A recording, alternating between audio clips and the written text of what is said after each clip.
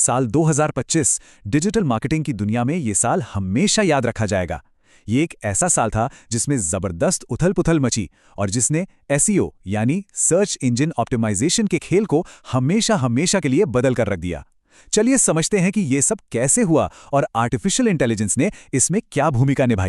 साल की शुरुआत में तो हर किसी के जुबान पे बस एक ही सवाल था, क्या एसईओ अब खत्म हो गया है? हर मार्केटर, हर डेवलपर, हर कोई बस इसी सोच में डूबा था। लेकिन जैसा कि हम देखेंगे, ये एक अंत नहीं था, बल्कि एक बिल्कुल नई शुरुआत थी। तो आइए समझते हैं कि एसईओ का ये नया अध्याय असल में था क्या। देखिए, ये कोई छोटा-मोटा अपडेट नहीं था। ये एक ऐसा बुनियादी बदलाव था जिसने एसईओ की पूरी नींव ही हिला दी। पहले एसईओ का मतलब क्या होता था? ज्यादातर टेक्निकल चीजें ठीक करना और सही कीवर्ड्स इस्तेमाल करना, बस। लेकिन 2025 में सारा फोकस ही बदल गया। अब पूरा जोर इस बात पर था कि किसी की ब्रांड पहचान कितनी मजबूत है और वो अपने यूजर्स को कितना अच्छा एक्सपीरियंस दे पाते हैं। और इसकी वजह ये थी कि एआई की वजह से सर्च इंजिन्स अब बहुत ज़्यादा स्मार्ट हो गए थे। अब वो सिर्फ कीवर्ड्स नहीं देखते, वो ये समझते हैं कि यूज़र असल में चाहता क्या है, कौन सा ब्रांड भरोसे के लायक है और लिखे हुए कंटेंट का असली मतलब क्या है। और इसी एक बड़े बदलाव ने हमें 2025 का सबसे बड़ा मंत्र दिया, ब्रांड ही अब नया कीवर्ड है। और सुनिए, ये सिर्फ कोई थ्योरी नहीं थी। खुद गूगल के डैनी सुलिवन ने इस पर मुहर लगाई थी। उन्होंने साफ साफ कहा, ब्रांड पहचान ही वो चीज़ है जो आपको भीड़ से अलग खड़ा करती है।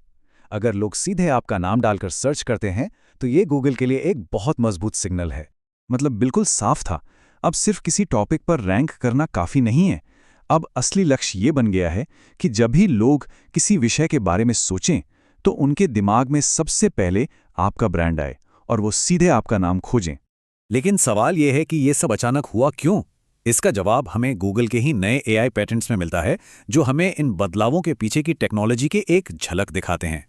गूगल की नई स्ट्रैटेजी 3 पिलर्स पर टिकी थी। पहला, थीमैटिक सर्च, मतलब अब गूगल सिर्फ एक जवाब नहीं देता, बल्कि टॉपिक को छोटे छोटे सब थीम में बांटकर दिखाता है। दूसरा, पर्सनलाइजेशन, यानी गूगल अब समय, लोकेशन और डिवाइस के हिसाब से सबसे सटीक रिजल्ट दिखाता है। और तीसरा, सफिशिएंट कॉन्टेक्स्ट, जो ये पक्का करता है कि कंटेंट में इतनी गहराई हो कि एआई कोई गलत जानकारी ना दे। गूगल के इन बड़े बदलावों के बाद पूरे डिजिटल इकोसिस्टम में जैसे एक नई दौड़ ही शुरू हो गई, और इस दौड़ में वर्डप्रेस जैसे बड़े खिलाड़ी भला कैसे पीछे रह सकते थे। 2025 में एक नया शब्द खूब सुनने को मिला, GOO, यानी जनरेटिव इंजन ऑप्टिमाइजेशन। सीधे शब्दों में कहें तो ये अपने कंटेंट को एआई वाले सर्च इंजन और चैटबॉट्स के लिए तैयार करने का एक नया एक्सपेरिमेंटल तरीका था। इस नई चीज को लेकर इंडस्ट्री में कंफ्यूजन भी बहुत था। जैसे LLMs.txt को लेकर एक बड़ी बहस छिड़ गई। ये एक फाइल है जो एआई मॉडल्स को निर्देश देती है। जियो के सपोर्टर्स ने दावा किया कि गूगल ने इसे मान्यता दे दी है, लेकिन असलियत ये थी कि गूगल ने कुछ ही समय बाद इसे नकार दिया। और इस पूरे कंफ्यूजन के बीच स्क्विरली एसईओ जैसे वर्डप्रेस प्लगइन ने बड़ी ईमानदारी से ये माना कि LLMs.txt का अभी तक कोई साबित हुआ फायदा नहीं है, और उन्होंने इसे सिर्फ फ्यूचर प्रूफिंग के लिए, यानी भविष्य की तैयारी के तौर पर जोड़ा है। वहीं दूसरी तरफ वर्डप्रेस ने अपने प्लेटफॉर्म को एआई के लिए पूरी तरह से तैयार करना शुरू कर दिया। उन्होंने अपना नया एबिलिटीज API लॉन्च किया, जो एक तरह का पुल है जिससे एआई टूल्स वर्डप्रेस के साथ आसानी से जुड़कर काम कर सकते हैं। वर्डप्रेस के को-फाउंडर मैट मुलनवे का सपना तो बहुत बड़ा था। वो चाहते थे कि भविष्य में हजारों खास एआई मॉडल्स वर्डप्रेस का हिस्सा बने, जो लोगो डिजाइन करने से लेकर कंटेंट एडिट करने तक हर छोटा बड़ा काम संभाले। लेकिन देखिए, कोई भी बड़ा बदलाव आसानी से नहीं आता। 2025 का साल चुनौतियों से भी भरा था। आइए एक नज़र उन मुश्किलों पर भी डालते हैं जिनका सामना पूरी इंडस्ट्री को करना पड़ा। 2025 ने कुछ गहरे जख्म भी दिए। गूगल ने अचानक रैंक ट्रैकर्स को ब्लॉक कर दिया, जिससे पूरी इंडस्ट्री में अफरा तफरी मच गई।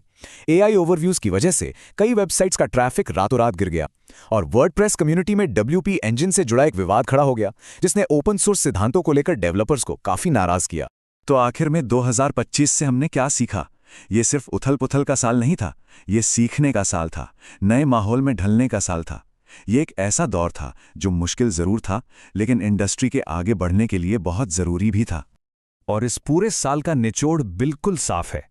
आने वाले समय में कामयाबी उसी को मिलेगी जो एक मजबूत ब्रांड बनाएगा, अपने यूजर्स को बेहतरीन एक्सपीरियंस देगा और एआई को अपनी स्ट्रैटेजी का एक अहम हिस्सा बनाएगा।